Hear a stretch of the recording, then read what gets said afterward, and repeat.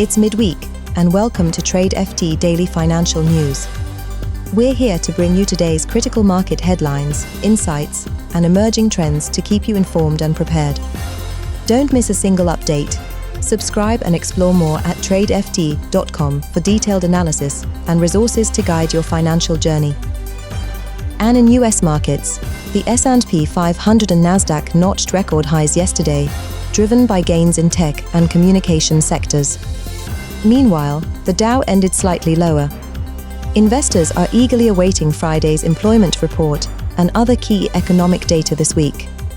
Market sentiment remains cautiously optimistic as Fed policymakers hint that inflation might hit their 2% target. However, they've refrained from signaling another rate cut just yet. And in Europe, all eyes are on France, where political instability threatens Prime Minister Michel Barnier's government. The bond market reacted swiftly, with spreads between French and German bonds reaching their highest levels since 2012. Investors fear the collapse of Barnier's budget tightening plans, which could push France's deficit to 7% next year. While market contagion appears contained for now, businesses and consumer confidence in France are taking a hit. Over in Asia, South Korea dominated headlines as President Yoon Suk-yeol imposed and quickly lifted martial law amid political unrest. The KOSPI fell nearly 2%, hitting its worst annual performance in the region. The South Korean won saw volatile trading, but stabilized with suspected central bank intervention. Across broader Asia, markets remain jittery as uncertainties in France and the US fuel a flight to safety. In Forex news, the US dollar held its ground against major rivals, bolstered by expectations of a Fed rate cut later this month.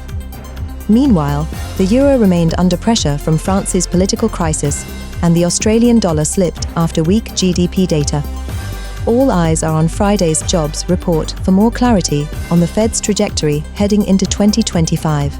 And finally, in commodities, gold prices held steady at $2,644 per ounce as traders awaited more cues from Fed Chair Powell later today. Meanwhile, oil markets are bracing for an OPEC Plus meeting expected to extend supply cuts into next year. Brent crude hovered at $73.78 per barrel as geopolitical tensions in the Middle East kept markets on edge.